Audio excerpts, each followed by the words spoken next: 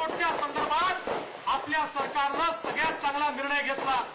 उद्धवजी, आपण ठरवलं मागच्या काळामध्ये एअरपोर्टच्या जमिनीवरनं कुठेतरी दूर नेऊन 10-20-25 किलोमीटर लोकांना त्या ठिकाणी पुनर्वसित करण्याचा विषय आला। त्यावेळी ही भूमिका त्यावेळीच्या सरकारनं स्वीकारली, पण आपण ठरवलं ही भूमिका घ्यायची नाही। त्यामुळे कुठल्याही परिस्थितीत 3 किलोमीटरच्या आतमध्ये आणि जवळजवळ 50,000 लोकांचं पुनर्वसन हे इन सिटू त्याच ठिकाणी करायचा निर्णय आपण या ठिकाणी केलेला आहे।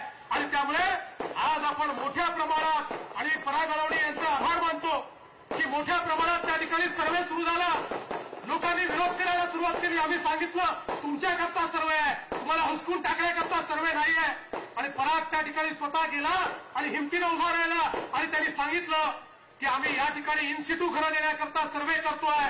आणि मी विश्वास देतो माननीय उद्धवजी या ठिकाणी आहे, मी स्वतः या ठिकाणी आहे, आम्ही सगळे आमदार खासदार या ठिकाणी आहोत।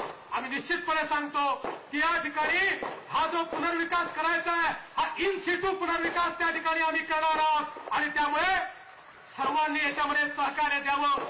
काही लोकांचं या संदर्भातलं मत असं आहे की आपण मागण्या करत राहायच्या पण कामं होऊ द्यायची नाहीत। विशेषतः ज्यांना 15 वर्षात काहीच करता आलं नाही अशी सगळी मंडळी आज त्या कामांमध्ये अडथळे टाकते आहे। माझा त्यांना सवाल आहे की जर सर्वेच पूर्ण झाला नाही तर एलिजिबिलिटी कशी ठरेल? सर्वेच पूर्ण झाला नाही तर किती लोकांना तिथे घरं बांधून द्यायची आहे, त्याची सुरुवात कशी करता येईल? 50,000 लोक आहेत, 30,000 लोक आहे का 60,000 लोक आहे? किती फ्लॅट बांधायचे, किती घरं बांधायचे याचा आकडाच जर आपल्याकडे आला नाही तर मग त्या ठिकाणी बांधकाम कसं करता येईल?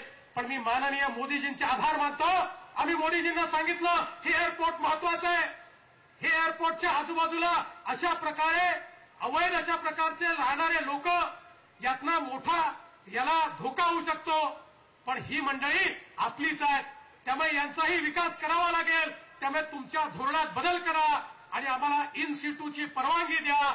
आणि मला आनंद वाटतो माननीय मोदीजींनी त्यांच्या सरकारनं आम्हाला लेखी परवानगी इन सिटूची त्या ठिकाणी दिली आणि 50,000 लोकांचा पुनर्वास हा त्या ठिकाणी करायचा निर्णय आम्ही करतो। आज या